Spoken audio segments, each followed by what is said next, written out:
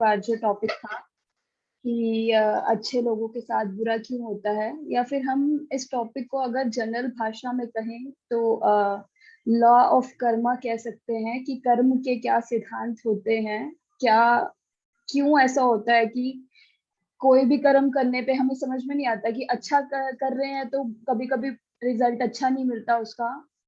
तो आज उस चीज को हम डिस्कस करेंगे। तो सबसे पहले लास्ट क्लास में मेरे पास एक पर्सनली मैसेज आया था लास्ट क्लास के बाद, तो मैं उसका आंसर करना चाहूंगी। मुझसे एक माता जी ने क्वेश्चन पूछा था कि इस्कॉन में आप लोग प्रभु जी लोगों को मतलब मेल्स को प्रभु जी क्यों कहते हैं और फीमेल्स को माता जी क्यों कहते हैं।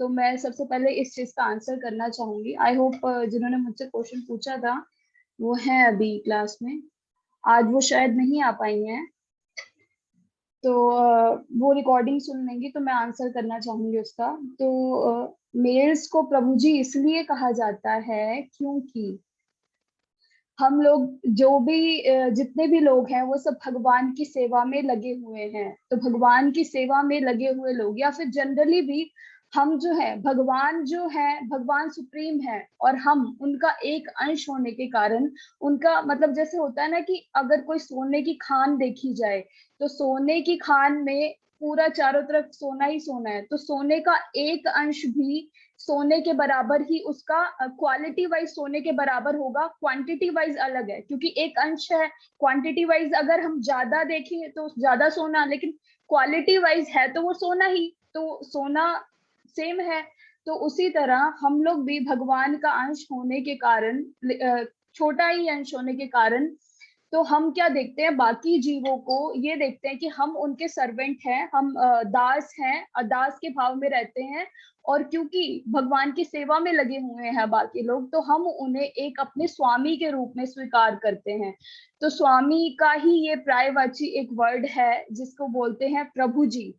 तो ऐसा नहीं है कि मतलब किसी घमंड की वजह से ही अपने आप को कि हम तो प्रभु हैं तो अपने आप को प्रभु जी मतलब बुलवाना चाहते हैं इस्कॉन में लोग, नहीं। एक्चुअली प्रभुपाद जी ने ये सिस्टम क्यों स्टार्ट किया था ताकि हम इसी कॉन्शियसनेस में आ सके कि जो सामने वाला व्यक्ति है वो तो प्रभु है और हम जो हैं हम अपने नाम के आगे दास लगाते हैं, दास या दासी, यानी कि हम आपके सर्वेंट हैं।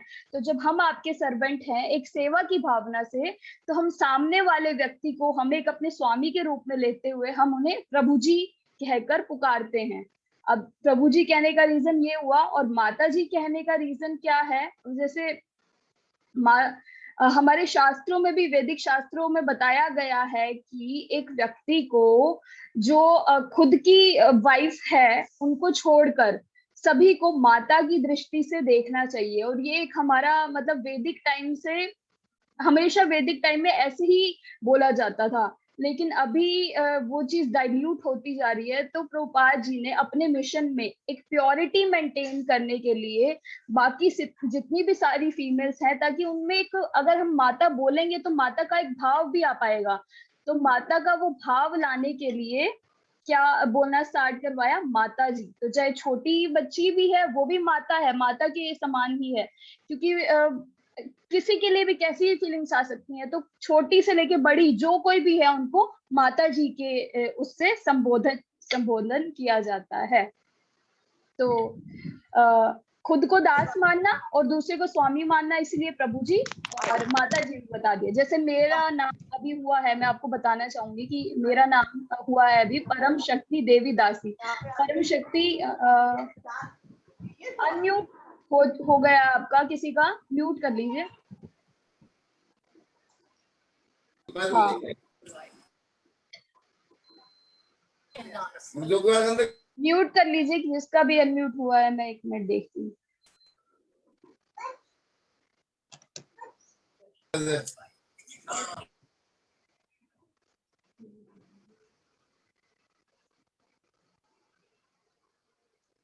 ओके अभी फिर से शायद किसी का, मैं अभी सेटिंग ऐसी कर देती हूँ कि सब लोग ही म्यूट हो जाएं। एक मिनट दीजिएगा।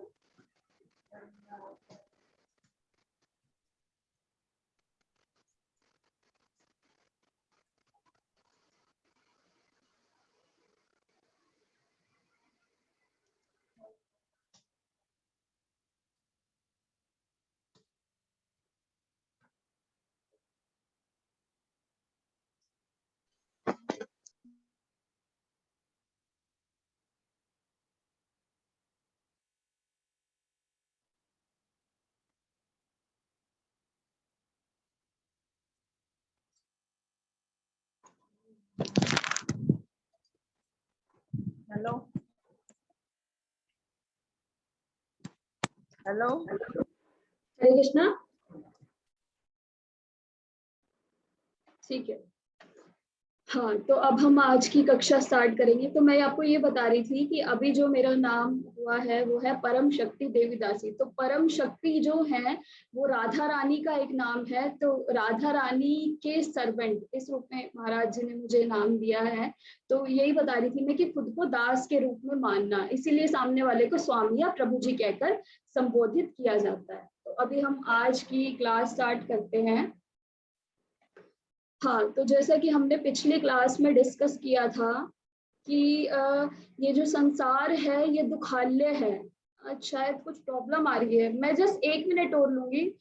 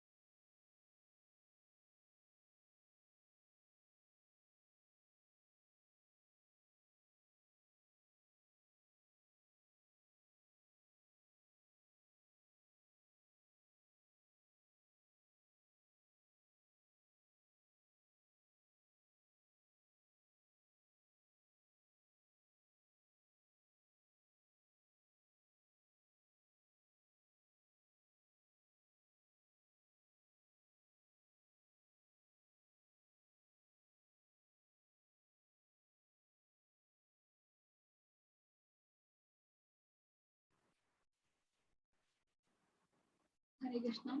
माफ कीजिएगा, थोड़ा सा नेटवर्क इश्यूज की वजह से मैं स्लाइड शेयर नहीं कर पा रही थी, इसलिए थोड़ा सा आपका ज्यादा टाइम लिया, उसके लिए माफ कीजिएगा।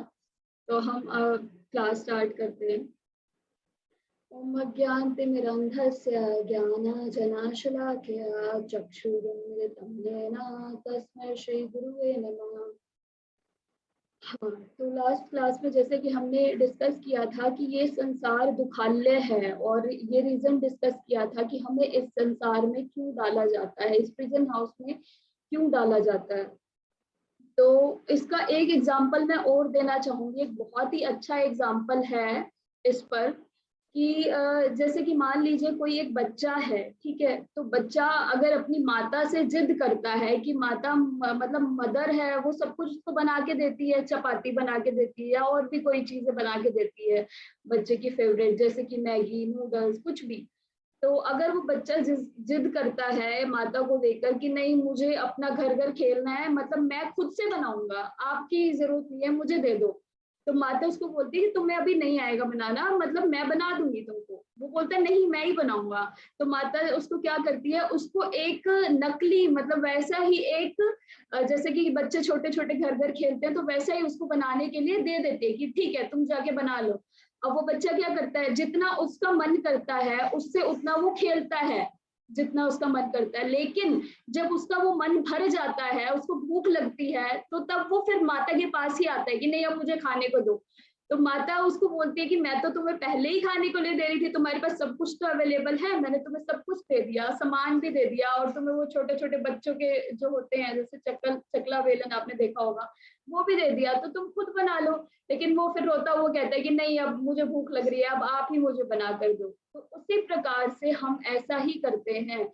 हमने भगवान से द्वेष करके चाहा भगवान से कि हम सब कुछ इंडिपेंडेंटली मतलब भोगना चाहते हैं आपसे अलग होकर। तो हम इंडिपेंडेंटली भोगने के लिए, भगवान भी उन्हीं माता की तरह ही है, उन्हें पता है कि बच्चा परेशान होगा मेरे बिना, ये अपना अलग से सब कुछ करना चाहता है, लेकिन इसको बहुत परेशानी होने वाली है मेरे बिना, वो जानते हैं, लेकिन फिर भी भगवान, क्योंकि जैसे माता बच्चे को देती है उससे खेलने के लिए, वैसे ही भगवान ये संसार हमको दे देते हैं और हमें बोलते हैं ठीक है तुम जो कर सकते हो करो।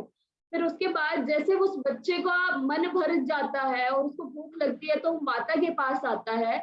उसी प्रकार जब हम इस संसार में हम देखते हैं कि बहुत से दुख हैं और परेशानियां हैं, हमारा मन भर जाता है इस संसार से, तब हमें हम मतलब देखते हैं ना कि तब भगवान के पास जाते हैं, भगवान से, भगवान मेरे साथ ऐसा क्यों हो रहा है, मेरी प्रॉब्लम्स, मतलब भगवान से प्रे करते हैं कुछ भी। तो उसी प्रकार से हम हैं, जब हमारा परेशान होके फाइनली फिर हम भगवान के पास जाते हैं। अब माता, अगर बच्चा दोबारा माता के पास आ रहा है तो माता ये कर सकती थी कि छोड़, नहीं तुमने तो कहा था कि मैं खुद करूंगा, तुम खुद बनाओ, मैं तुम्हें नहीं दे रही, तो नहीं करती क्योंकि प्रेम है माता को बच्चे से। उसी प्रकार से जो भगवान है, भगवान को अपनी संतानों से यानी कि हमसे प्रेम है, तो हम जब थक हार के भगवान की शरण में जाते हैं तो भगवान हमें अपना कर ऐसे कहते हैं कि ठीक है अब तुम मेरे पास आ गए, अब तुम मेरे हो, अब मैं तुम्हारा ध्यान रखूंगा। एक बार जो भगवान की शरण में चला जाता है उसके बाद भगवान हर एक प्रकार से फिर उस जीव का ध्यान रखते हैं। तो इस एग्जाम्पल से हम समझ सकते हैं कि भगवान ने, ऐसा नहीं है कि हमें कोई दुख देने के लिए इस संसार में कि मैंने पिछली बार बताया कि दुखालय है तो भगवान भी ये चाहते थे कि दुख दूं और इस संसार में डाल दिया कि ठीक है तुम दुख भोगो, नहीं, हमने खुद चाहा था, इसीलिए हमें भगवान को यहाँ पे हमें डालना पड़ा। अब तो ये कोई ये कह सकता है कि भगवान को तो पता था ना कि मतलब यहाँ पे दुख होंगे या इस तरीके से ये संसार बनाया गया है, तो भगवान मतलब हमें यहाँ से क्यों नहीं निकाल लेते? जब भगवान को पता है, हमें दिख रहा है कि हम परेशान हैं, हमारी सब कुछ प्रॉब्लम दिखती है, तो निकाल भी ले। अगर हमें समझ नहीं आ रहा, भगवान को तो समझ में आ रहा है, तो भगवान क्यों नहीं निकाल लेते?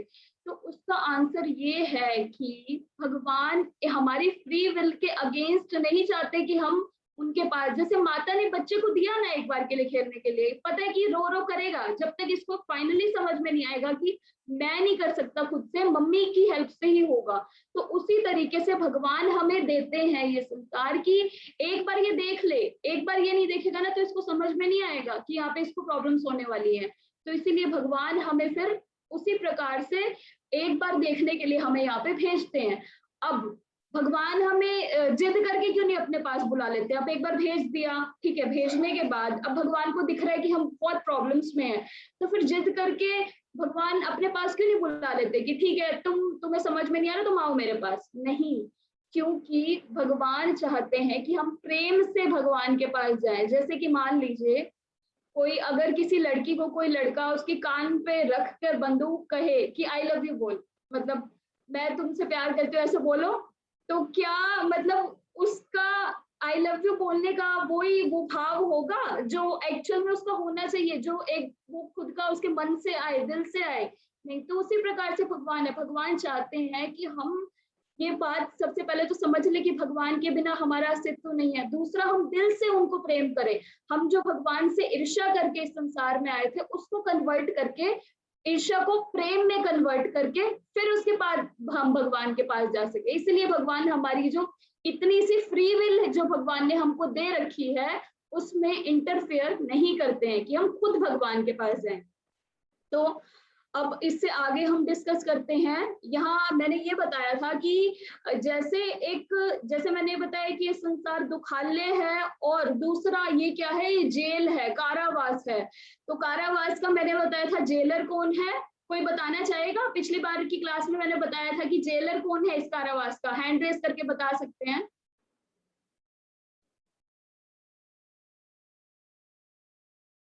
कोई बताना चाहेगा?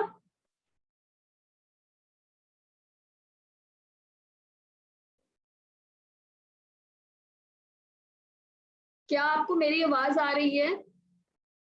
एटलीस्ट मुझे इतना बताइए कि आपको मेरी आवाज आ पा रही है या नहीं। मुझे ऐसा लग रहा है मैं अपने आप से ही बात कर रही हूँ। Okay, unmute. ठीक है, वैशाली आप अनम्यूट कर सकते हैं। वैशाली माता जी आप अनम्यूट कर सकते हैं। हाँ जी। हाँ, इस संसार का, इस कारावास का जेलर कौन है ये बताइए। गॉड। भगवान जी। पिछली बार जो मैंने बताया था, पिछली बार की क्लास में थे आप? नो।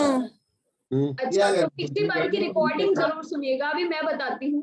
सोनिया माता जी, आप बताना चाहेंगे?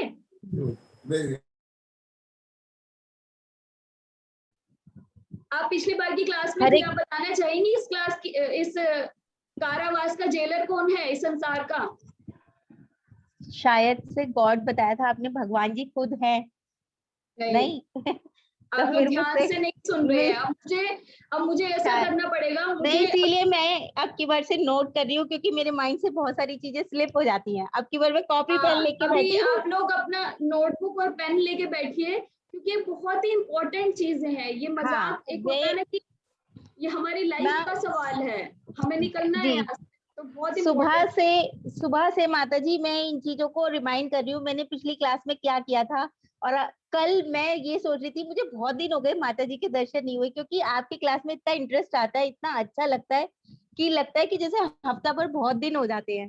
कल मेरे को फिर यार रिमाइंड हुआ कि नहीं, सैटरडे संडे कल है, तो मैं कहा तो आपको ये करना है। अगर आपको ऐसा लगता है कि बहुत दिन हो गए हैं, तो आपको पिछला रिवाइज करके आना है। आप पिछली रिकॉर्डिंग सुन के आया कीजिए। सबसे मेरी रिक्वेस्ट है कि पिछली रिकॉर्डिंग सुन के आए।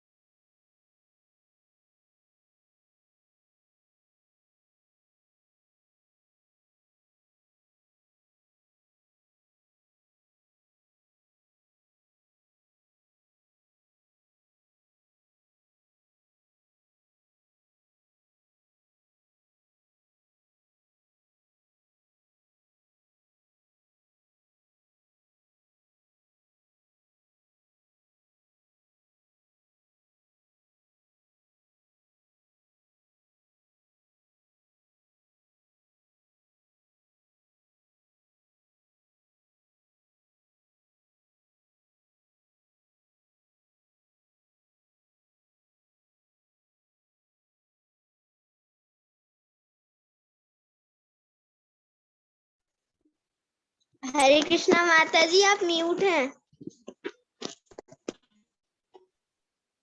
अच्छा, मैं कब से म्यूट थी?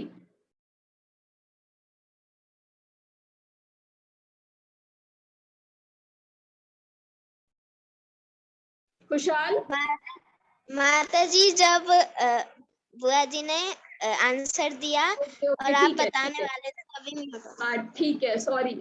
एक्चुअली आज कुछ पता नहीं इश्यूज आ रहे हैं, क्या ग्लिचेस आ रहे हैं, आई डोंट नो।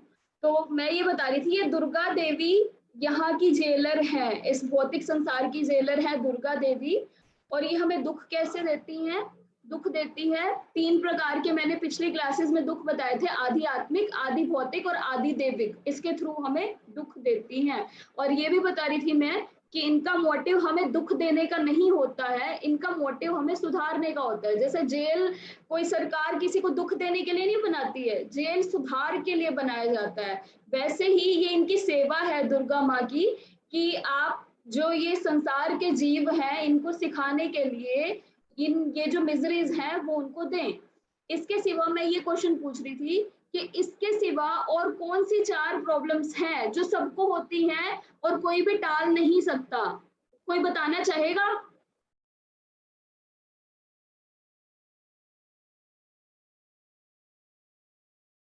खुशहाल, आप बताना चाहेंगे? हाँ, ओके, बताएं। ठीक है, बताओ।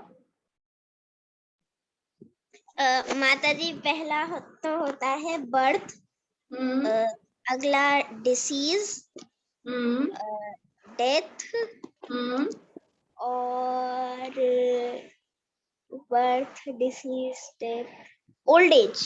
राइट, बिल्कुल सही। तो खुशहाल शायद नोट्स बना रहा है, तो ठीक है। ये देखो कितना छोटा सा बच्चा है ये। खुशहाल, एक बार वीडियो अपनी ऑन कीजिए, दिखाइए सबको, ताकि सबको मोटिवेशन मिले कि छोटा बच्चा भी देखिए कितने ध्यान से सुन रहा है। हाँ, ये देखिए छोटा बच्चा है, और ये कितने ध्यान से सुनता है। ठीक है, अब हम आगे पढ़ते हैं। तो मैंने ये बताया कि इस संसार की जेलर है दुर्गा माँ, और जैसे कि कोई जेल होता है तो जेल में हथकड़ियां भी होती हैं। तो अब इस संसार की हथकड़ियां कौन सी हैं, ये बहुत ही इंपॉर्टेंट टॉपिक, बहुत ज्यादा इंपॉर्टेंट है, क्योंकि भगवत गीता में भगवान ने 700 श्लोक्स हैं भगवत गीता में, 700 श्लोक बोले हैं भगवान ने 45 मिनट्स में, लेकिन उसमें से 70 श्लोक यानी कि 10% इसी पर है, 3 गुण, सतोगुण, रजोगुण, तमोगुण। तो ये इतना इंपॉर्टेंट है, क्यों? क्योंकि इन 3 गुणों के थ्रू ही हम इस संसार से बंधे रहते हैं। अगर हम निकलना भी चाहे ना तो हम निकल नहीं पाते हैं, ये 3 गुण के कारण ही है। तो इसको डिस्कस करते हैं, ये 3 गुण क्या हैं। हाँ, तो ये 3 गुण है, एक है मोड ऑफ गुडनेस जिसको बोलते हैं सतोगुण, दूसरा है मोड ऑफ पैशन यानी कि रजोगुण, और तीसरा है मोड ऑफ इग्नोरेंस यानी कि तमोगुण। अब जो ये 3 देवियां नजर आ रही हैं, ये 3 देवियां कौन है? ये अभी जो मैंने दुर्गा माँ दिखाया था, ये दुर्गा माँ की, जैसे जेलर के नीचे अंडर काम कर रहे होते हैं ना, जेलर की हेल्प करने के लिए, तो वैसे ही ये 3 उनकी सर्वेंट्स हैं, सतोगुण, रजोगुण, तमोगुण। ये क्या करती हैं? ये हमको बांध के रखती हैं इस संसार में। अब कहेगा, कोई कह सकता है हम बंधे हुए कहाँ हैं, आप तो भाई पागल बना रहे हो, हम तो कहीं इधर उधर जाते रहते हैं या मूवमेंट कर सकते हैं, हम बंधे हुए तो नहीं है, ये तो कोई बात नहीं है। तो हम बंधे हुए कैसे हैं? देखिए, हमें यहाँ इस संसार में इतनी प्रॉब्लम्स, इतने दुख मिलते हैं, फिर भी कोई भी व्यक्ति इस संसार से, अगर भगवान भी आकर कह देना कि चलो हम तुमको अभी लेके चलते हैं, तो कोई भी निकलना नहीं चाहता है इस संसार से। अब कोई कहेगा अभी मेरे को मतलब ये काम करना है, ये काम करना है, मुझे अपने बच्चों की शादी करनी है, अभी पोता पोती देखना है, या मेरी तो अभी शादी भी नहीं हुई, मुझे तो अभी ये भी नहीं मिला, मेरी जॉब भी नहीं लगी है, अभी मुझे नहीं जाना है। तो हम बंधे हुए हैं एक्चुअली, लेकिन हमें लगता है कि हम फ्री हैं। अगर भगवान भी हमको यहाँ से ले जाना चाहें, कि ये भगवान सारी फिलोसफी बताएं हमको, सब कुछ समझाएं, ये दुखालय संसार है, चलो मेरे साथ चलो, लेकिन हम फिर भी नहीं जाना चाहेंगे, क्योंकि हम 3 गुणों के द्वारा बंधे हुए हैं। और कैसे बंधे हुए हैं? और इस प्रकार से बंधे हुए हैं कि किसी ने देखा होगा कि हम कुछ कार्य ऐसे होते हैं कि हम नहीं भी करना चाहते, हमें समझ में भी आ गया कि ये खराब कार्य है, लेकिन मतलब हो जाता है, हम बोलते हैं ना क्या करूं, मतलब मेरा नेचर हो गया है, मेरी हैबिट हो गई, मैं करना भी नहीं चाहती, लेकिन हो रहा है। मान लीजिए किसी बच्चे को पढ़ाई करनी है और उसे पता है कि अभी मैं टीवी चलाऊंगी या मैं अभी फोन उठा लूंगी तो मेरा टाइम वेस्ट होगा, लेकिन इतनी ज्यादा हैबिट हो गई है मुझे अपना मतलब फोन चलाने की या ऐसे टाइम वेस्ट करने की, कि मतलब मैं उससे हट ही नहीं पाती हूँ। तो ये 3 गुणों के कारण, क्योंकि हमारा नेचर, ये 3 गुण हमको कंट्रोल करते हैं। अब ये 3 गुण क्या है, अगर हम थोड़ा सा समझेंगे तो हमें समझ में आएगा कि कैसे कंट्रोल कर रहे हैं। पहला है मोड ऑफ गुडनेस, सतोगुण। तो सतोगुण में जो व्यक्ति होता है वो कैसा होता है? वो पूर्ण ज्ञान में होता है। अब कोई कहेगा ये इतने भारी भारी वर्ड्स हमें मत बताओ, पूर्ण ज्ञान ये सब चीजें नहीं, तो मैं जनरल भाषा में समझाती हूँ। सतोगुण में जो व्यक्ति होता है वो मतलब बहुत ही डिसिप्लिन्ड होता है अपनी लाइफ में। जैसे कि मान लीजिए अगर उसे कोई कार्य करना है तो वो ऐसे नहीं करेगा कि टालता रहेगा, बहुत आलसी है, नहीं, मेरे को वो कार्य करना है। जैसे कहीं हमने टॉपर स्टूडेंट्स देखे होंगे, उन्हें अगर पढ़ना है तो वो पढ़ेंगे अपना बाकी सारे डिस्ट्रैक्शंस हटा के। तो सतोगुण में जो व्यक्ति होता है वो बहुत ही डिसिप्लिन्ड होता है हर एक चीज में। सुबह उठना है बिल्कुल टाइम से, और उसका खाना भी बिल्कुल रेगुलेटेड, ऐसा खाना मतलब ज्यादा मिर्च मसाले वाला नहीं, बिल्कुल जो होता है ना नेचुरल खाना, दूध दही वैसा वाला खाना मतलब उनको पसंद होता है। तो सतोगुणी व्यक्ति ज्यादा और ज्यादा दिखावा भी नहीं करता। सतोगुणी व्यक्ति बिल्कुल सिंपल सा, कई लोग हम देखते हैं ना, हम देखते ही मतलब अच्छा लगता है उनके साथ मतलब रह के, कि मतलब उनका नेचर ऐसा लगता है कि मतलब ये तो बहुत ही अलग व्यक्ति है। तो सतोगुणी व्यक्ति ऐसा होता है कि बहुत सिंपल, कोई दिखावा नहीं, बहुत डिसिप्लिन्ड, खाने पीने भी रेगुलेटेड, हर एक चीज का टाइम टेबल। तो ऐसा व्यक्ति सतोगुणी व्यक्ति है। और इस व्यक्ति को बोलते हैं जो ज्ञान में होता है, क्योंकि ये सब कुछ रेगुलेटेड करता है, ये ज्ञान में होता है, मतलब कि ये सब कुछ ठीक ठीक देख पा रहा होता है। अभी मैं मटेरियल वाले एग्जांपल्स देके समझा रही हूँ ताकि सामने वाले को अच्छे से समझ आ जाए। अभी भक्ति वाले उसमें समझाऊंगी तो वो अलग चीज है। अभी जैसे सब कुछ कैसे देख पाता है, अब जैसे मान लीजिए कोई स्टूडेंट है, उसको पता है कि मुझे पढ़ना है, तो वो ज्ञान में है कि मैं अगर ये चीज करूंगा तो मेरे टाइम वेस्ट होगा, तो वो ज्ञान में है, वो बिल्कुल ज्ञान में है। तो उसको अगर वो पढ़ेगा भी तो उसको बहुत इजीली भी समझ में आ जाएगा क्योंकि डिसिप्लिन्ड है वो अपनी लाइफ में। तो वैसे ही अगर हम भक्ति के व्यू में देखें तो जो सतोगुणी व्यक्ति होता है उसको जो भक्ति की चीजें है ना वो बहुत इजीली समझ पाता है। कई बार हम देखते हैं ना कि क्या बता रहे हो, सब ऊपर से जा रहा है और मेरा मन नहीं लगता भक्ति में। लेकिन सतोगुणी व्यक्ति, क्योंकि उसकी जो ऊपर की जो सारी जो होता है ना कि जितने भी हम सोचने समझने की शक्ति हो बिल्कुल पूर्ण ज्ञान में है वो, तो उसको चीजें अच्छे से समझ में आती हैं। तो दूसरा है पैशन यानी कि रजोगुण। अब रजोगुणी व्यक्ति, ज्यादातर लोग जो हैं संसार के वो उनमें रजोगुण प्रधान होता है। अब एक चीज यहाँ पे मैं ये भी क्लियर करना चाहूंगी कि कोई भी व्यक्ति केवल एक गुण में नहीं होता है, यानी कि कोई भी केवल सतोगुणी नहीं हो सकता, कोई भी केवल रजोगुणी नहीं हो सकता, कोई भी केवल तमोगुणी नहीं हो सकता, मिश्रण होता है। यानी कि क्या, इसका एग्जांपल जैसे कि मान लीजिए कोई व्यक्ति है, उसमें पैशन और इग्नोरेंस दोनों होगा कुछ कुछ मात्रा में, और कुछ सतोगुण भी होगा। जैसे हम कहते हैं ना कि मतलब कोई व्यक्ति हम देखें तो कोई डिसिप्लिन्ड है लेकिन उसमें कोई कमी हो सकती है कि कोई ऐसी कमी जिसकी वजह से वो दूसरे गुण में भी होगा। तो कोई ना कोई मिक्सचर रहता है, एक गुण में कोई भी व्यक्ति नहीं होता है। तो हम अभी इसलिए बोल रहे हैं कि कौन सा गुण प्रधान है, यानी कि 90% सतोगुण है, मान लीजिए 10% रजोगुण है तो उसको हम सतोगुणी व्यक्ति कह देंगे।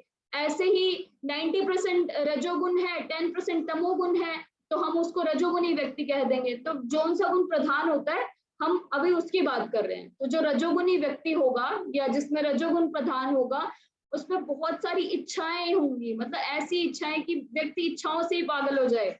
मुझे अभी ये करना है, मुझे गाड़ी लेनी है, मुझे बंगला बनाना है, गाड़ी ले ली, अभी और बड़ी गाड़ी लेनी है, अभी वो देखो मेरे पड़ोसी के पास ये है, अभी मुझे मेरे पास वो नहीं आया, अब पड़ोसी के पास चलो पड़ोसी से भी बड़ी ले ली, फिर भी अभी मन भरा नहीं, मुझे ये भी चाहिए, मुझे वो भी चाहिए। तो बहुत सारी असीमित इच्छाएं। अब कोई कह सकता है कि इसका मतलब आप तो हमें यूं कह रहे हो कि वैरागी बन जाओ, कोई इच्छा ही मत रखो, आपकी तरह मतलब वैरागी बन के अपना सब कुछ घर बार छोड़ दो। नहीं, इसका मतलब वैरागी बनना नहीं है कि कोई इच्छा ही ना हो और अपना नहीं। आप अगर एक बात अपने मन से सोचिए, अगर आपने कभी रियलाइज किया है कि अगर हाँ आपने कोई चीज पानी चाहिए है, जैसे कि मान लीजिए आपने चाहा कि मैं आज एक कंप्यूटर खरीद लूं, ठीक है, अभी मेरे पास वो कंप्यूटर मिल गया, आप उसको 4, 5, 6 दिन, जितने भी दिन आप उसको नया नया आपको शौक होगा आप उसको यूज करोगे, लेकिन उस 10-15 दिन बाद ही आपका उससे शौक भर जाएगा और उसके बाद लगेगा इसकी जगह कुछ और खरीद लूं मैं। अब ठीक है ये मिल गया, तो हमें जो चीज मिल जाती है हमें उसमें कोई संतुष्टि नहीं, मतलब इन चीजों से हमें संतुष्टि नहीं मिल सकती है। अगर इन चीजों से संतुष्टि मिलती होती तो हम फॉरेन कंट्रीज में देखते हैं उनके पास सब कुछ होता है, फिर भी ऐसा क्यों है कि वहां पे सुसाइड रेट्स इतने ज्यादा हैं, वो लोग और भी ज्यादा दुखी हैं, ऐसा क्यों? उनके पास तो सब कुछ है, उनके वहां पे पॉवर्टी भी, मतलब पॉवर्टी रेट बहुत ही कम है, तो कोई पुअर होता नहीं, और होगा तो बहुत कम है पॉवर्टी रेट, यानी कि गरीब बहुत कम व्यक्ति हैं वहां पे। तो फिर तो सबसे सुखी वहीं के लोग होने चाहिए। लेकिन अगर हम स्टैटिस्टिक देखें, अगर हम पिछले वो देखें तो ज्यादा से ज्यादा लोग वहां के सुसाइड करते हैं, यानी कि अपनी आत्महत्या कर लेते हैं परेशान होकर। तो यानी कि इन सब चीजों से हम एक टाइम के लिए, ठीक है जितनी जरूरत की चीजें हैं उतनी तो होनी ही चाहिए, ऐसा नहीं कह रही कि मैं सब कुछ छोड़ दीजिए, लेकिन बहुत सारी इच्छाएं होना उससे मतलब मन की शांति खत्म हो जाती है। तो रजोगुनी व्यक्ति ऐसा होता है, बहुत ही सारी असीमित इच्छाएं, चैन ही नहीं है उसको, ये भी मिल जाए वो भी मिल जाए, खाने को चाहे टाइम ना हो लेकिन मुझे अभी ये सब करना है, यह रजोगुनी व्यक्ति। और तीसरा है इग्नोरेंस, मोड ऑफ इग्नोरेंस, यानी कि तमोगुनी व्यक्ति। अब तमोगुनी व्यक्ति क्या होता है? अब रजोगुनी व्यक्ति को इतना तो पता है कि ये कमा लूंगा, ये कर, इससे तो ये हो जाएगा। तमोगुनी व्यक्ति को तो बिल्कुल ही कुछ अकल नहीं है कि मतलब मैं करूं क्या ना करूं, बिल्कुल आलसी, मतलब जो सोया रहेगा उसे किसी चीज से मतलब नहीं, आलस में रहेगा बिल्कुल। वो तमोगुनी व्यक्ति है। अभी मैं तीनों का अगर एक एक एग्जाम्पल रामायण से दूं तो एक ही घर में 3 व्यक्ति हैं। कैसे? एक घर में विभीषण है, वो सतोगुण में है, और मोड ऑफ पैशन यानी कि रजोगुण में कौन है? रावण है, और तमोगुण में कौन है? कुंभकर्ण है, जो बिल्कुल सोए हैं, उन्होंने किसी दुनिया से कोई मतलब नहीं। अगर ऊपर ऊपर से एग्जांपल दूं, वैसे तो विभीषण तो भक्त है। एक और गुण बताऊंगी जो होता है शुद्ध सत्व, इसके सिवा उसके बारे में भी डिस्कस करेंगे। अभी के लिए पहले इसके ऊपर डिस्कशन करते हैं। तो मोड ऑफ इग्नोरेंस में जो व्यक्ति होता है उसे यही नहीं समझ में आता है कि क्या ठीक है, क्या करना चाहिए, क्या नहीं करना चाहिए। जैसे कि मान लीजिए हम किसी व्यक्ति को, कोई व्यक्ति है जो किसी जीव को मार के खा रहा है, तो ये अब आपको बुरा लग सकता है। आप में से कोई हो सकता है कि नॉन वेजिटेरियन हो, नॉन वेज खाते हो, बुरा लग सकता है, लेकिन ये बात बिल्कुल सच है कि अगर आप किसी जीव को मार के खा रहे हैं तो आप बिल्कुल इस कॉन्शियसनेस में ही नहीं है कि क्या ठीक है क्या गलत है, क्योंकि शास्त्रों में ये बताया गया, या आप भी फील कर सकते हैं कि वो भी एक आत्मा, अगर हम, जैसे मैं एक आत्मा हूँ, मेरे आत्मा निकल के एक जानवर में जा सकती है। अब जब मेरी आत्मा एक जानवर में गई और किसी ने मुझे मार के खाया, तो क्या उनको पेन नहीं होगा? तो उन जानवरों को उतना ही पेन होता है। हमें उस तरीके से बनाया ही नहीं गया है कि हम नॉन वेज खाएं। तो ये है मोड ऑफ इग्नोरेंस, कि उसको पता ही नहीं है मैं क्या कर रहा हूँ। नशा कर रहा है, नशा करना सबसे बड़ा एग्जाम्पल है मोड ऑफ इग्नोरेंस का, यानी कि तमोगुण का। कैसे? मतलब नशा करके पड़े हुए हैं। नशा क्यों करते हैं? अगर कोई मेरे को बताना चाहे यहाँ पे, ऐसे ही कुछ अगर कोई हैंडल्स करके बताना चाहे कि जो लोग नशा करते हैं, ड्रिंक करते हैं या ऐसे ड्रग्स व्रग्स लेते हैं, वो क्यों करते हैं? क्या मिलता है उनको उसमें? कोई बताना चाहेगा नशा क्यों किया जाता है?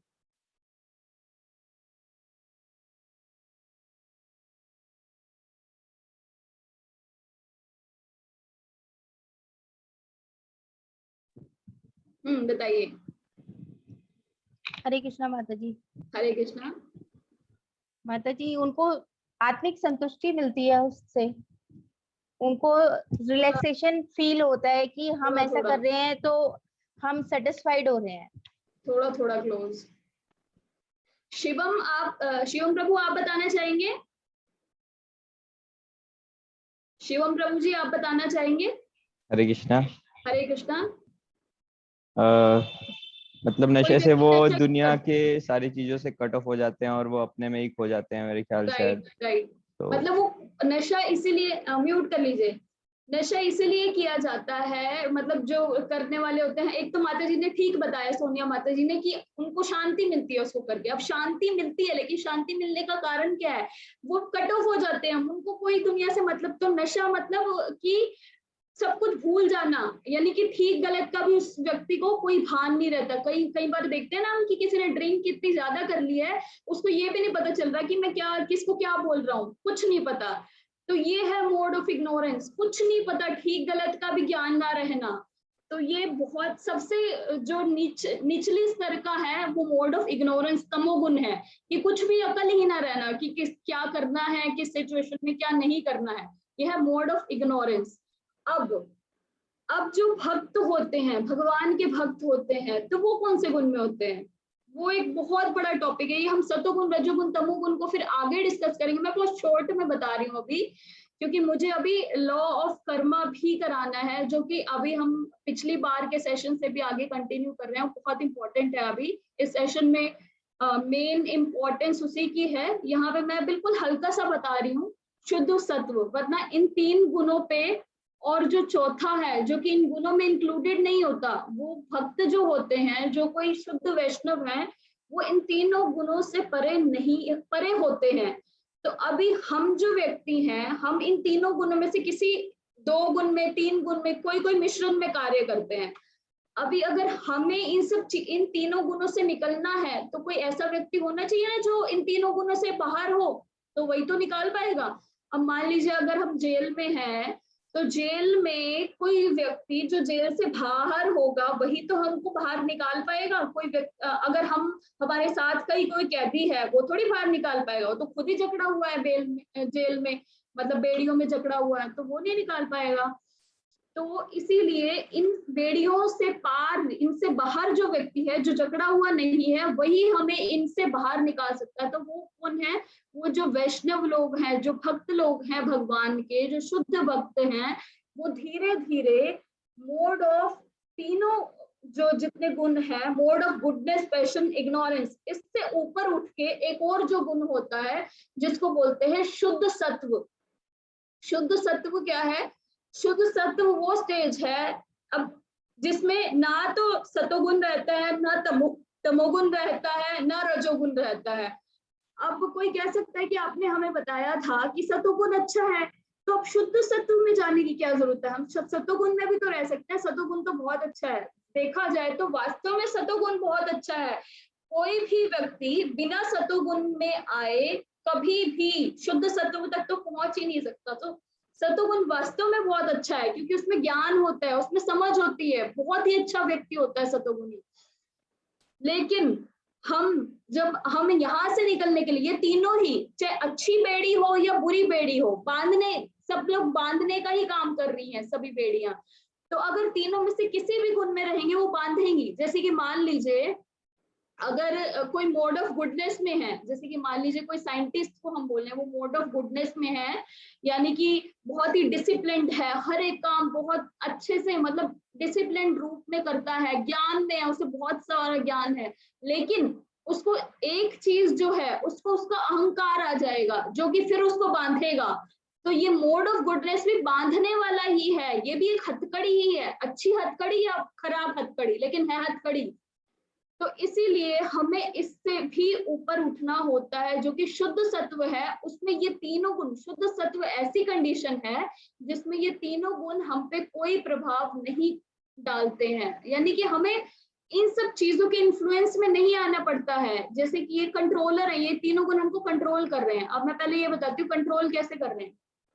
जैसे कि मान लीजिए कोई व्यक्ति रजोगुण में है, तो उसकी इच्छाएं इतनी प्रबल है, वो चाह कर भी उनसे बाहर, मतलब अंदर से ही आ रही है वो इच्छाएं। मतलब कोई कहता है ना कि हम क्या करें, मतलब अंदर से ही ऐसा होता है कि और ये मिल जाए, ये मिल जाए, खत्म ही नहीं हो पा रहा, शांति ही नहीं मिल पा रही। हाँ, एक जो वर्ड है, जो जनरल वर्ड बोला जाता है, वो है शांति। तो कोई कहता है कि शांति ही नहीं मिल रही, सब कुछ है, फिर भी ऐसा लगता है कि कुछ कमी है, शांति नहीं मिल रही है। तो ये शांति नहीं मिलने देते हैं हमको, ये बांध के रखते हैं, मतलब इच्छाएं खत्म नहीं होने देते हैं। जिस भी गुण में हम कार्य करेंगे, मोड ऑफ गुडनेस में अहंकार आ जाएगा, और मतलब कि लोग मेरी प्रेज करें, वो भी कुछ इच्छा होगी, ये मिल जाए, ये मिल जाए। तो हर एक गुण में कुछ ना कुछ ऐसा होगा कि हम बंधे रहेंगे, हमें शांति नहीं मिलेगी। वो जो शुद्ध सत्व के स्तर पे होते हैं, जो भक्त होते हैं, उनमें इन तीनों गुणों का प्रभाव नहीं होता, तो उनको कोई फर्क ही नहीं पड़ता। वो इस भौतिक संसार में, मतलब इस यहाँ पे रहते हुए भी या इससे परे होते हैं। तो ये आगे डिस्कस करेंगे फिर।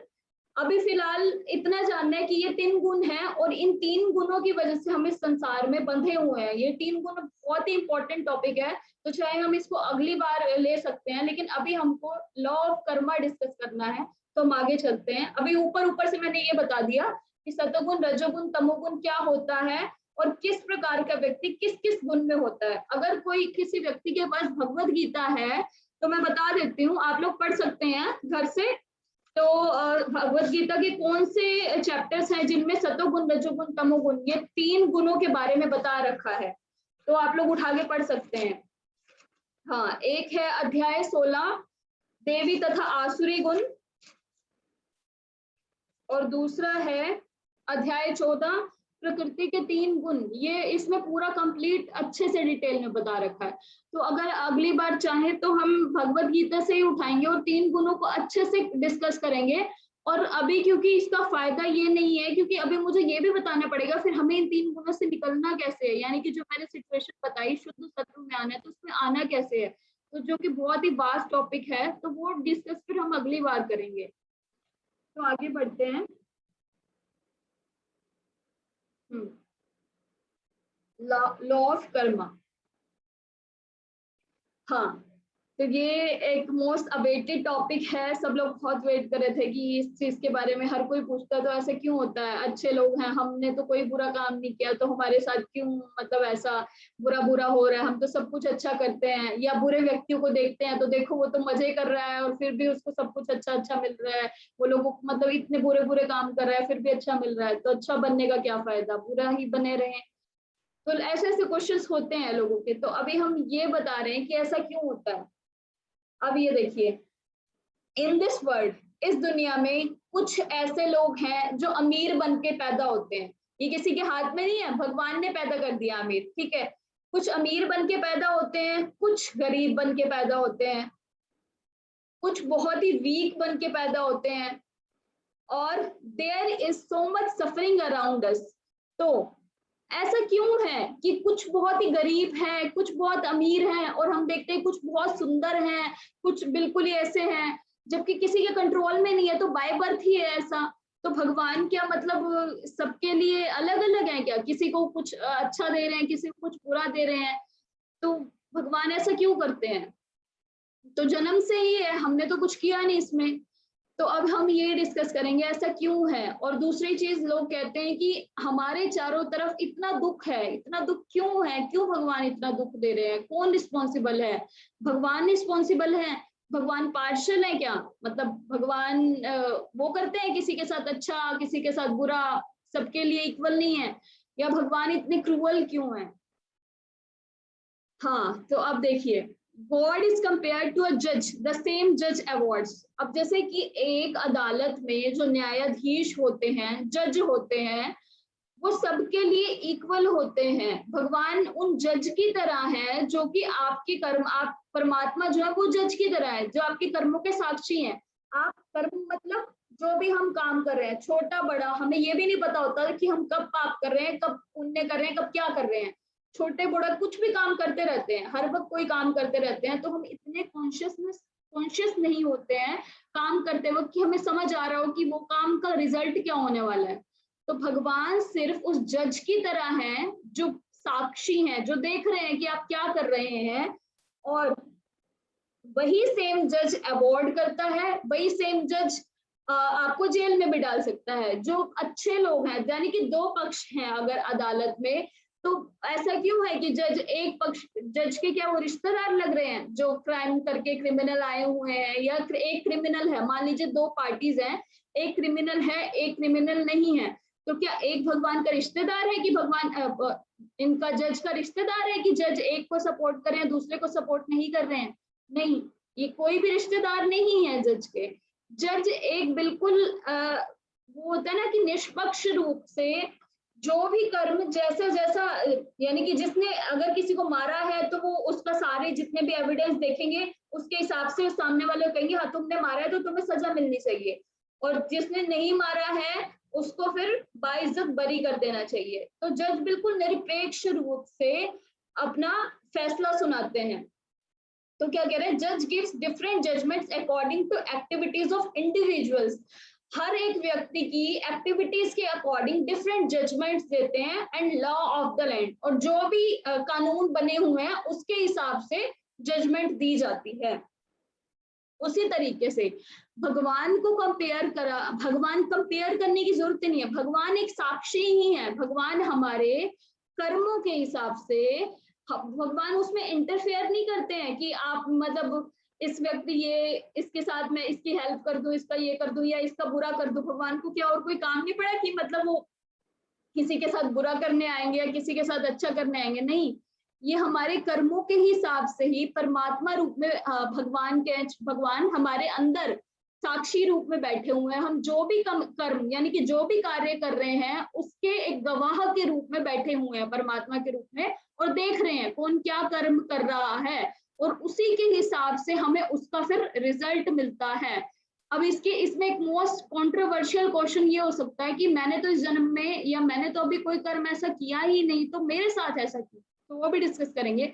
उससे पहले यहाँ पे बताया गया है, गॉड पर्सनली डिक्लेयर्स इन भगवद गीता। भगवद गीता में भगवान पर्सनली डिक्लेयर करते हैं क्या, अगर आप भगवद गीता का 9.29 श्लोक पढ़ें तो उसमें क्या लिखा हुआ है, समोहम सर्वभूतेषु न मे द्वेषो अस्ति न प्रिया ये भजन्ति तु मां भक्त्या मयि ते तेषु चापि हम। जो भी व्यक्ति, आई एनवी नो वन, मैं किसी से भी द्वेष नहीं करता हूँ, nor I am partial to anyone, मैं किसी से पार्शियल भी नहीं हूँ, यानी है ना कि पार्शियलिटी भी नहीं करता हूँ मैं किसी को, या किसी से द्वेष भी नहीं करता हूँ। I am equal to all, मैं सबके लिए इक्वल हूँ। तो कोई जब अगर कोई क्वेश्चन पूछता है तो ऐसा क्यों फिर किसी को गरीब किसी को अमीर बनाया, तो इस डिस्कस करेंगे। But whosoever render service unto me in devotion is a friend, लेकिन जो भी भक्ति भाव से मेरी शरण में आता है मैं उसका फ्रेंड हूँ, या मुझे मेरी सेवा करता है मेरी शरण में आके, मैं उसका फ्रेंड हूँ, वो मुझ में है और I am also friend to him, वो मुझे अपना फ्रेंड मानते हैं, मैं भी उन्हें अपना फ्रेंड मानता हूँ, और वो मुझ में है और मैं उनमें हूँ, भगवान ऐसा भी कहते हैं।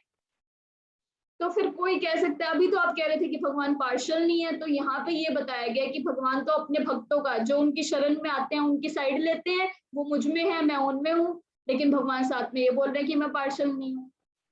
तो एक सोचने वाली बात है कि अगर भगवान पार्शियल होते तो वही सेम भगवान एक मतलब कोई स्वर होता है ना, स्वर, तो सुअर के अंदर भी परमात्मा स्वर के साथ जाते हैं, गटर में बैठता है सुअर, उसमें गटर में बैठने में मजा आता है, तो भी उसके साथ जा रहे हैं, और कोई व्यक्ति कोई मतलब मनुष्य बन रहा है तो भी उसके साथ आ रहे हैं। भगवान पार्शियलिटी तो नहीं कर रहे, तो सुअर है मैं तेरे साथ नहीं जाऊंगा मतलब परमात्मा रूप में, लेकिन ये मनुष्य है ये इसके साथ में जाऊंगा, नहीं, वो तो कोई पार्शियलिटी नहीं कर रहे। इतने कृपालु है कि हर एक व्यक्ति के साथ जा रहे हैं, वो किसी भी योनि में, किसी नीच से नीच योनि में भी जा रहा है, गटर में जाके बैठ रहा है तो भी उसके साथ जा रहे हैं। और दूसरी बात, भगवान हमको सारी चीजें प्रोवाइड कर रहे हैं, खाने पीने का, ये कहाँ से, मतलब प्रकृति दे रही है, देखा जाए तो वर्षा भी तो कहीं से आती है क्या, खुद से हम कहें कि हम तो खुद से उगाते हैं, तो खुद से उगाने पे भी अनाज भी तो भगवान प्रोवाइड करते हैं, और जो मीट खाते हैं वो उनके लिए, जो जानवर हैं वो भी तो भगवान के उससे ही आ रहे हैं, ये खुद से बना लिया। कोई भी ऐसी चीज है जो हम खुद से इन्वेंट कर सकते हैं? नहीं, हर एक चीज भगवान प्रोवाइड कर रहे हैं। तो जो बुरा व्यक्ति है उसको भी प्रोवाइड कर रहे हैं, पार्शल थोड़ी, या जो शरण में नहीं आते हैं वो तो पिता की तरह है, सबको प्रोवाइड कर रहे हैं। लेकिन एक पिता की जो कोई एक ऐसी संतान होती है जो मतलब बहुत ही आज्ञाकारी होती है, तो ये नेचुरल सी बात है कि उस मतलब जो चीजें हैं वो सबको प्रोवाइड करेगा पिता, लेकिन उस आज्ञाकारी संतान के साथ कुछ ज्यादा अफेक्शन होगा उस पिता का। तो वैसे ही भक्त हैं, भक्त भगवान के बिल्कुल, भगवान के इतने आज्ञाकारी हैं, इतना बिल्कुल अपना मानते हैं कि हर वक्त भक्त भगवान के सिवा कुछ नहीं सोच पाते, और भगवान भी इसीलिए उन भक्तों के सिवा उनके लिए और कुछ नहीं सोच पाते। तो ये कोई पार्शियलिटी नहीं है, बहुत नेचुरल सी बात है। एक पिता अपने बच्चों के साथ पार्शियलिटी नहीं करता, लेकिन जो उनका आज्ञाकारी होता है पुत्र, उनके साथ एक नेचुरली ज्यादा अफेक्शन रहता है। तो उसी प्रकार से है भक्तों के लिए। अभी हम जनरली जो कर्म की डेफिनेशन या कर्म के बारे में डिस्कस कर रहे थे, वो क्या है? देखिए, हर एक काम के लिए सबसे पहले तो मैं ये पूछना चाहूंगी, क्या कोई सुन भी रहा है मुझे? क्योंकि हर एक व्यक्ति की वीडियो ऑफ है और मुझे ये नहीं समझ में आ रहा कि कोई यहाँ पे सुन रहा है या नहीं सुन रहा है, कोई है या नहीं है।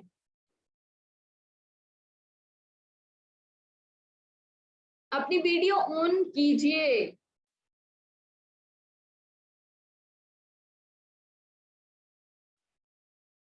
हाँ ठीक है, थोड़ा ऐसा लगता है कि अपने आप से ही बातें करी जा रहे हैं कुछ, ये क्योंकि बहुत ही इंपॉर्टेंट टॉपिक है, तो मतलब अगर आप लोग ध्यान से सुनेंगे तो अच्छा रहेगा।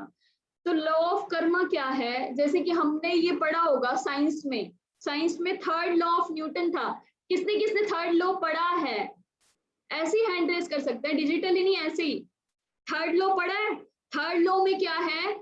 न्यूटन का थर्ड लॉ है, for every action there is an equal and opposite reaction. हमारे हर एक कार्य का, हम जो भी काम करेंगे उसका इक्वल एंड अपोजिट रिएक्शन, वैसा ही कुछ रिएक्शन मिलेगा। या फिर हमने ये भी सुना होगा, एज वी बो सो शैल वी रीप, जैसा हम बोएंगे हमें वैसा ही काटेंगे, वैसा ही हमें बदले में मिलेगा। तो यही कर्मों के उस पे लागू होता है, कर्मों के चक्कर पे लागू होता है कि जैसा हम कार्य करेंगे, देखिए एज यू सो, जो भी बोएंगे और वैसा ही काटेंगे। तो यही सब कर्मों पे कैसे लागू होता है? देखिए, सबसे पहले यहाँ पे क्वेश्चन है, क्योंकि इंटरेक्टिव सेक्शन हो, मेरे को पहले भी यही लग रहा था कि कोई बोल नहीं रहा है, कोई सुन रहा है नहीं सुन रहा, तो यहाँ पे क्वेश्चन है what are the different kind of karmas. आप लोग एक एक एग्जांपल बता सकते हैं कोई भी। यहाँ पे डिफरेंट टाइप ऑफ कर्मा बताए गए हैं। कर्मा एक है अच्छे कर्म यानी कि गुड एक्टिविटीज, एक है विकर्म, एक है कर्म, एक है विकर्म यानी कि बैड एक्टिविटीज, एक है अकर्म यानी कि न्यूट्रल एक्टिविटीज। तो कोई भी मुझे हैंड रेस करके कर्म का एग्जांपल दे सकता है? यहाँ पे जो कर्म यानी कि गुड एक्टिविटीज या कि नॉर्मल भाषा में जिसको आप अच्छे कर्म बोलते हैं, उसका क्या एग्जांपल होगा? कर्म का एग्जांपल। हाँ खुशहाल बोलो। कृष्णा माता जी, माता जी कर्म का एग्जाम्पल हो सकता है कि अगर किसी को किसी चीज की जरूरत हो तो हम उसे दें, और अच्छा, बुरे कर्म का क्या एग्जांपल हो सकता है? सोनिया माता जी, बुरे कर्म का, माता जी बता रहे हैं। बुरे कर्म, ठीक है, बताइए। बुरे कर्म जैसे किसी को सताना, किसी जानवर को, किसी पीड़ित को दुखी कर और ज्यादा दुखी करना, या फिर किसी से भूखे से कुछ चीज छीन लेना। एग्जाम्पल के तौर पे है ये सब बातें कि किसी को पीड़ित को परेशान करना, ठीक है, किसी को दुखी करना। ठीक है, ठीक है।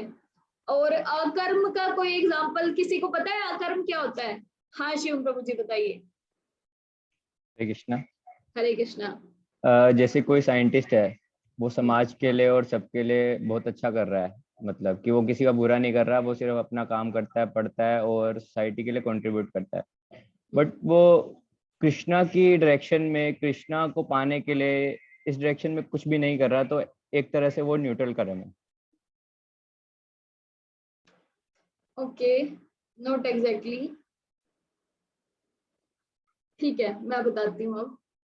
देखिए, सबसे पहले तो समझने वाली जो बात है, कर्म अकर्म और विकर्म में जो है, कर्म में हम बोलते हैं गुड एक्टिविटीज यानी कि अच्छे कर्म। ये तो सबको क्लियर है। अच्छे कर्म क्या है? अच्छे कर्म ये है कि किसी का भला करना, जैसे कोई बोलते हैं समाज में प्याऊ लगवा देते हैं या किसी की मदद कर देते हैं, कपड़े दे देते हैं, कोई भी अच्छे कर्म, किसी की हेल्प कर देते हैं, खाना खिला देते हैं। इससे क्या होता है? इसका रिजल्ट होता है, इसको हम बोलते हैं पुण्य कर्म। पुण्य कर्म का एक रिजल्ट मिलता है। एक होता है विकर्म यानी कि बैड एक्टिविटीज।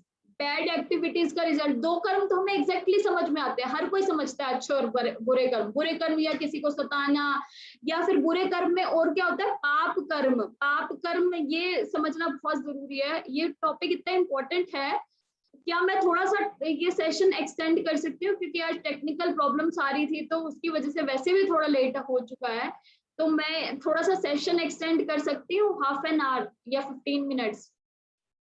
ओके खुशहाल, और हाँ कर सकती हूँ। बाकी लोग और जो हैं क्लास में, ओके ठीक है, मैं थोड़ा सा एक्सटेंड करती हूँ। हाँ, तो अच्छे कर्म और बुरे कर्म हमें अच्छे से समझ में आता है। बुरे कर्म में और क्या आता है? पाप कर्म, जो हम पाप कार्य करते हैं। अब वो पाप कार्य कौन कौन से हो सकते हैं? अभी माता जी ने बताया किसी को सताना। और कोई बता सकते हैं और पाप कार्य क्या है? किसी को सताए बिना खुद को ही जो जिससे नुकसान मिले, ऐसा कुछ पाप कार्य है?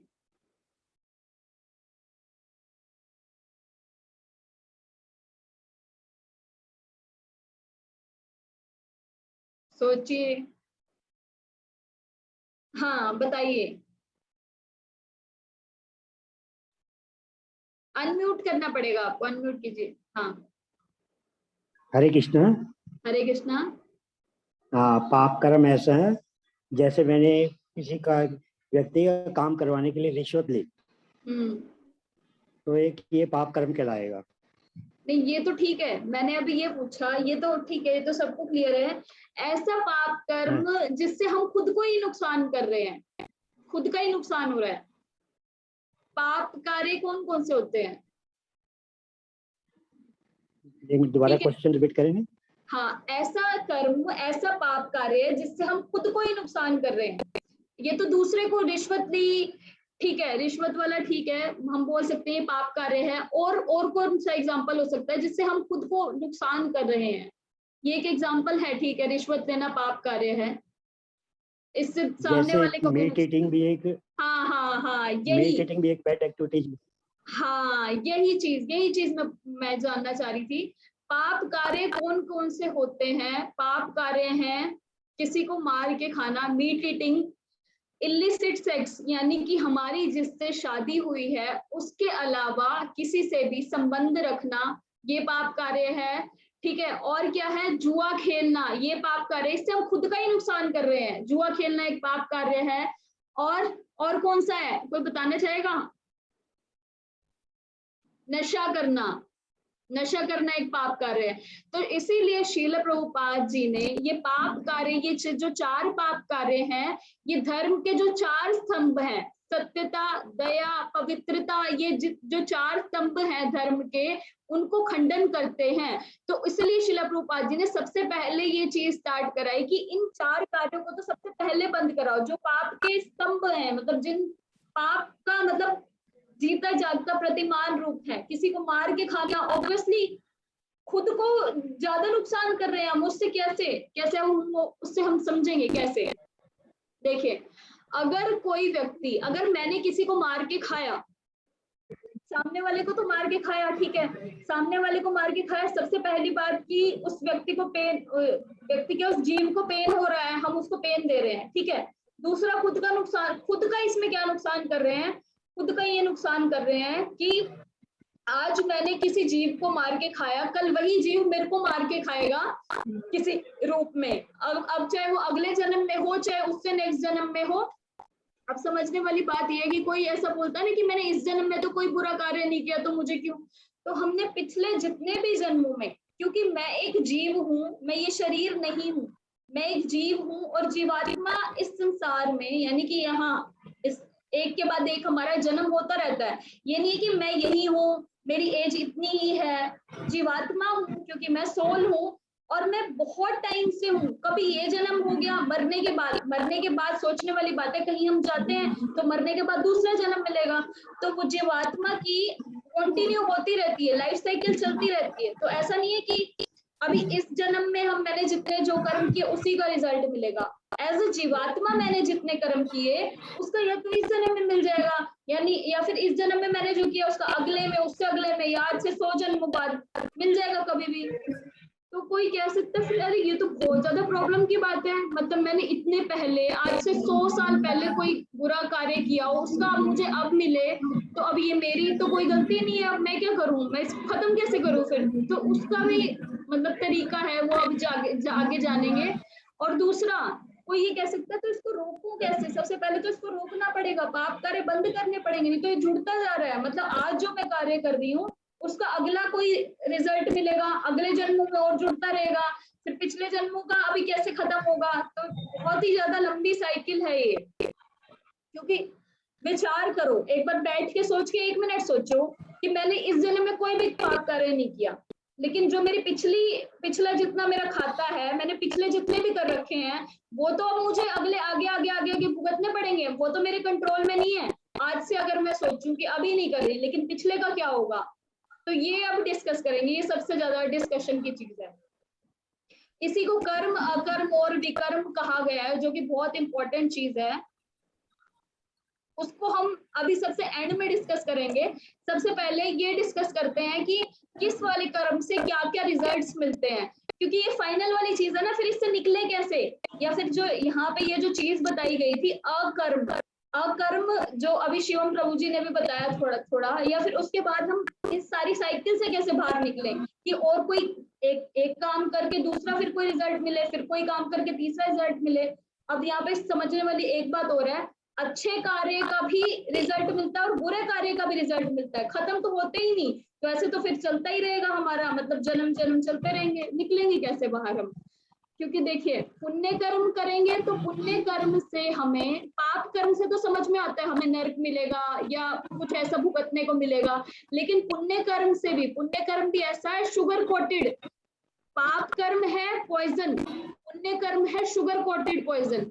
जैसे अगर कोई किसी ने वो खाया हो, क्या बोलते हैं उसको, वो होती है ना टॉफी, ऐसी कुछ होती है, उसके नीचे कुछ और होता है, मतलब ऊपर कुछ और टॉफी, तो शुगर कोटेड पॉइजन है। कैसे कि अगर मान लीजिए मैंने कोई पुण्य कर्म किया और पुण्य कर्म करने से मुझे कोई रिच परिवार में जन्म मिल गया, ठीक है। अब रिच परिवार में जन्म मिलने के बाद मैं फिर वहां पर ऐसे कर्म कर रही हूँ, रिच परिवार में जन्म मिलने के बाद मुझे ऐसी फैसिलिटीज मिल गई जिससे मैं ज्यादा से ज्यादा मतलब और ज्यादा पाप कर रही हूँ। जैसे कि मान लीजिए आप रिच व्यक्ति, मतलब रिच अगर यूथ में देखें, किसी के पास बहुत पैसा है तो बहुत उड़ाएगा, बहुत ही मतलब ऐसे ऐसे कार्य करेगा, हाथ में पैसा है मैं कुछ भी करूँ, तो उसने उसी पुण्य कर्म से जो उसको मिला रिजल्ट, उसी को यूज करके और ज्यादा, जितना पुण्य नहीं किया था उतने और ज्यादा पाप कर दिए।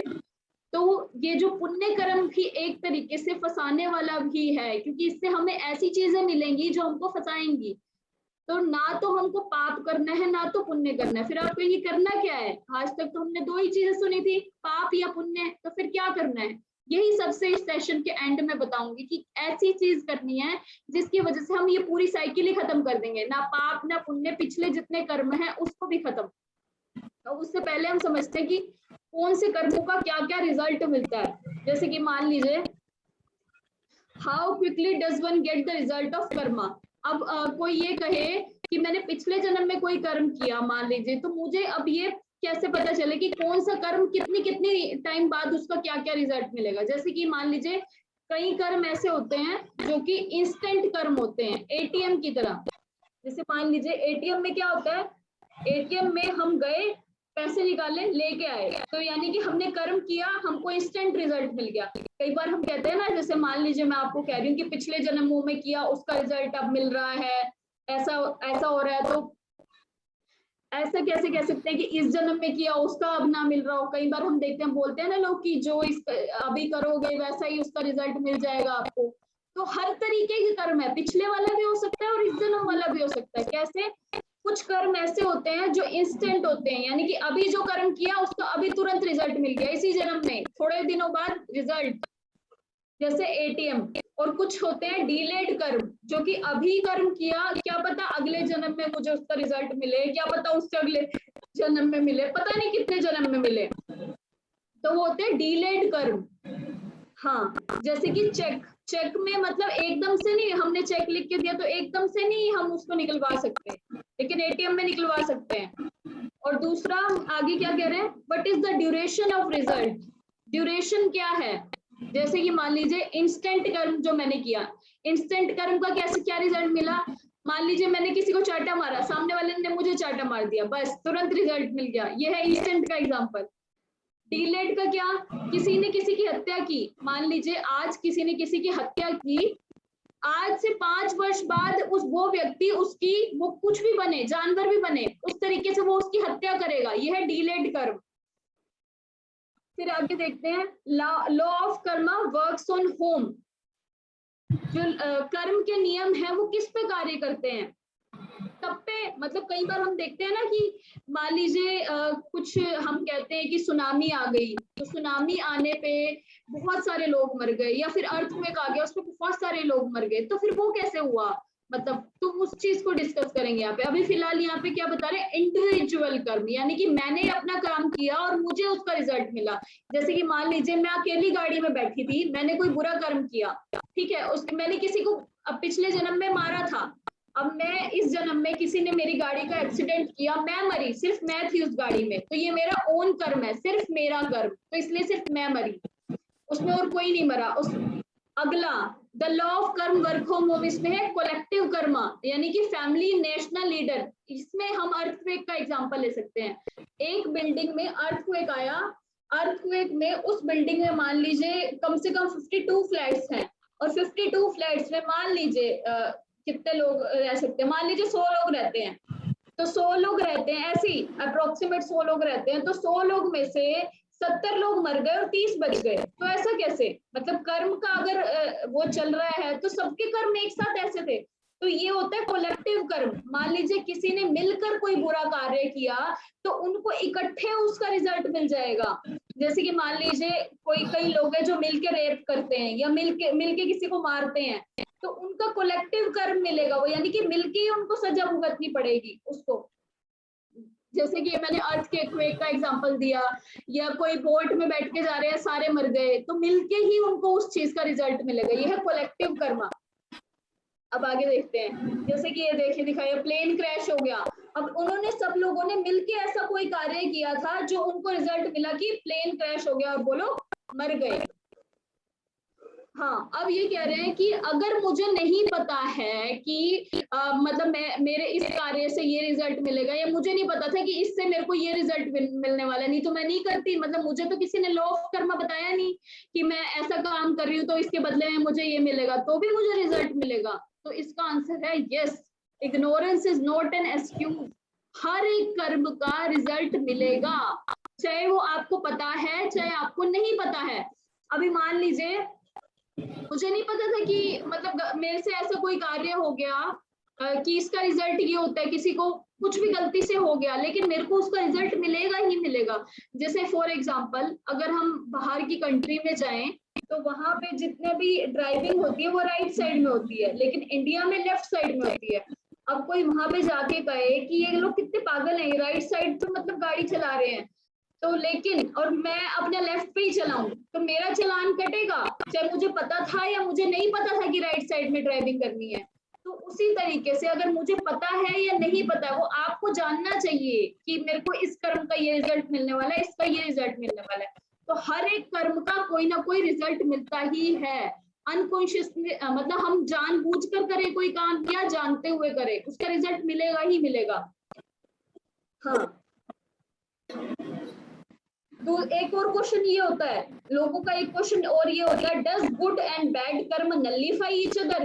क्या अच्छे और बुरे कर्म एक दूसरे को काट सकते हैं? जैसे मान लीजिए मैंने कोई अच्छा कर्म करा, मैंने 100 अच्छे कर्म कर दिए और मैंने 50 ही बुरे कर्म किए थे, तो मेरे 50 तो खत्म हो गए, मतलब 50 तो खत्म हो गए होंगे और जो 50 बचे उसके मुझे अच्छा चीज मिल जाएगी। नहीं, कर्म नलिफाई नहीं होते हैं कि मतलब 100 में से 50 माइनस किए 50 अच्छे बचे तो अब अच्छे का अच्छा मिलेगा। नहीं, हमने जो बुरे कर्म किए हैं उसका बुरा भुगतना पड़ेगा, जो अच्छे किए हैं उसका इंडिविजुअली अच्छा भुगतना पड़ेगा। हर एक कर्म अपना इंडिविजुअली अलग अलग भुगतना पड़ता है, अच्छा या बुरा।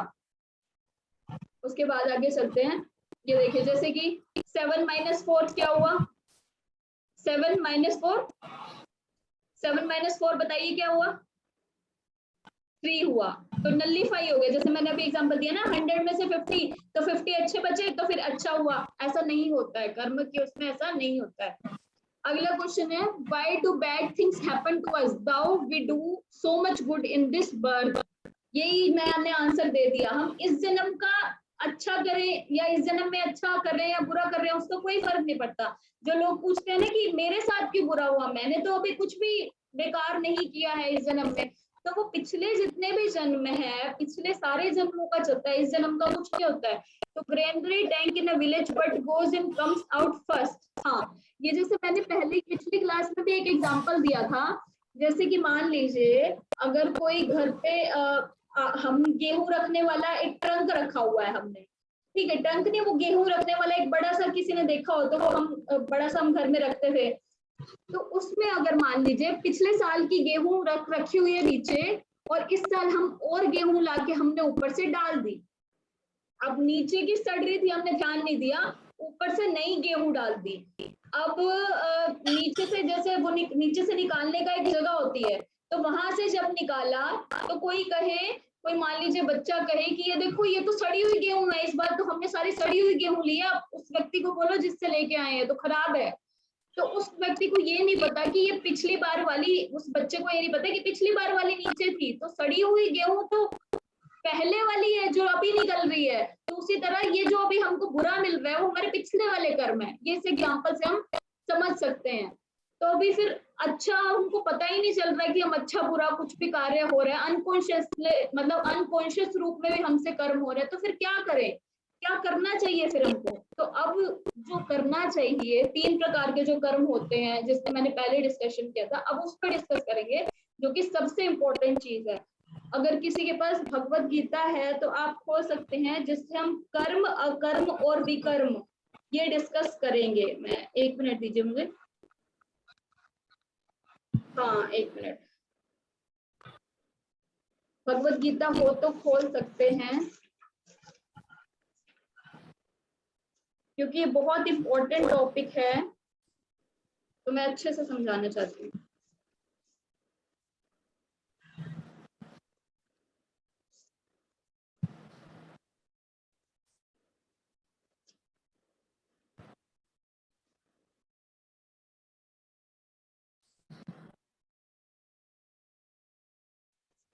एक मिनट दीजिएगा।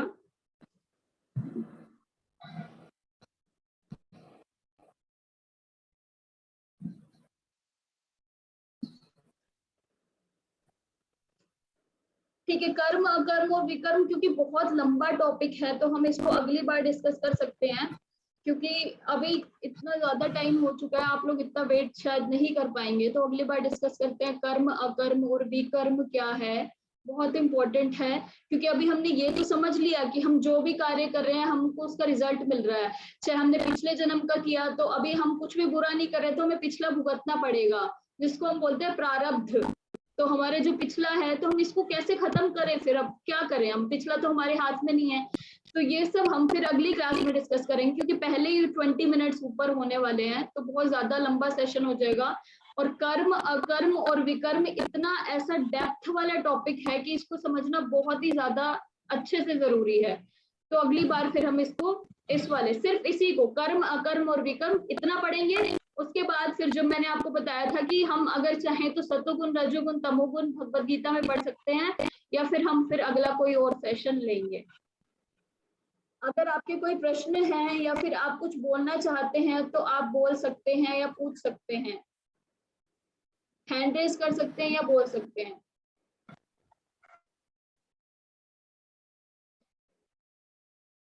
क्या किसी का कोई प्रश्न है या कुछ पूछना चाहते हैं?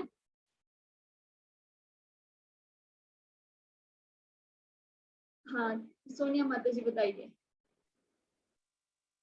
माता जी आपने एक चीज बताई थी कि एक तो इंस्टेंट कर्म होते हैं जिसका रिजल्ट हमको तुरंत मिल जाता है, एक उसके बाद आपने दूसरा और कुछ बताया था, वो मेरा मिस हो गया, अगर आप बता सकती हैं 2 मिनट। एक होते हैं डिलेड कर्म, यानी कि जिसका मैंने एग्जांपल दिया था चेक से, जैसे कि इंस्टेंट होता है एटीएम, हम गए और हमने तुरंत पैसे निकाल लिए। एक होते हैं डिलेड कर्म, यानी कि जिसका तुरंत रिजल्ट नहीं मिलता, लेकिन हमें अगले आगे के जन्मों में, या अभी मान लीजिए अभी मैंने किया, कभी मैं बूढ़ी हो जाऊंगी, कभी मेरे को उसका रिजल्ट मिलेगा। तुरंत रिजल्ट ना मिलना, जैसे कि किसी ने किसी की मतलब हत्या कर दी, तो अगले जन्म में वही व्यक्ति मेरी हत्या करेगा। ये लॉ ऑफ कर्मा है कि मैंने किसी को मारा तो वो व्यक्ति मुझे मारेगा, मैंने किसी को किसी भी तरीके से परेशान किया, अच्छा किया, तो मेरे को वही वापस मिलेगा। ये कर्म का नियम है पूरा। हरे कृष्णा। हरे कृष्णा। और कोई कुछ बोलना या पूछना चाहते हैं? देखिए ये टॉपिक समझना इसलिए जरूरी है क्योंकि मतलब ऐसे तो हम साइकिल में ही घूमते रहेंगे। अभी हम कुछ देखिए, हर एक इंस्टेंट पे हम कोई ना कोई काम कर रहे हैं, अच्छा बुरा कुछ भी हमसे काम हो रहा है, और अनजाने में भी बहुत काम हो रहे हैं। तो ऐसे तो हम फिर ऐसे चलता ही रहेगा, हमें रिजल्ट मिलते रहेंगे, हम भुगतते रहेंगे, जो कि हमें पता भी नहीं है कि हमसे, मान लीजिए हम कोई किचन में कोई कुकिंग करते हैं, गलती से हमसे कोई मतलब ऐसे जीवाणु भी हैं जो मरते हैं, या कुछ भी ऐसे हमसे कार्य होते हैं जो हमसे अनजाने में होता है, तो हमें उसका भी रिजल्ट भुगतना पड़ेगा। अब कोई कहे कि अब मेरी क्या गलती है उसमें, तो इसीलिए हमको ये चीज, ये साइंस जाननी बहुत जरूरी है कि इस सब चीजों से निकलना कैसे है, फिर जिसमें कोई भी रिजल्ट हमको नहीं लगेगा, उसका अच्छा या बुरा कोई रिजल्ट नहीं लगेगा। तो कर्म, अकर्म और विकर्म ये फिर हम अगले क्लास में जानेंगे, तो जरूर आइएगा अगले सेशन में। अभी शायद किसी को कुछ पूछना और बोलना नहीं है, तो हम अपनी आज की कक्षा को यही विराम देते हैं। सभी को हरे कृष्णा। एक बार सब लोग अपने हाथ उठाकर ऊपर बोलेंगे, हरे कृष्णा कृष्णा कृष्णा हरे हरे। अनम्यूट कर सकते हैं अगर आप लोग, मैंने आपको परमिशन दे दिया है। हरे कृष्णा कृष्णा हरे कृष्णा कृष्ण कृष्णा हरे हरे हरे राम हरे राम हरे राम राम राम राम हरे हरे हरे श्रील हरे प्रभुपाद की जय। जय। हरे कृष्णा कृष्णा कृष्णा हरे हरे हरे राम राम राम हरे हरे हरे कृष्णा कृष्णा कृष्णा हरे हरे राम राम राम हरे हरे। ठीक है, सेशन बंद हम अपना खत्म करते हैं। जय श्री कृष्ण।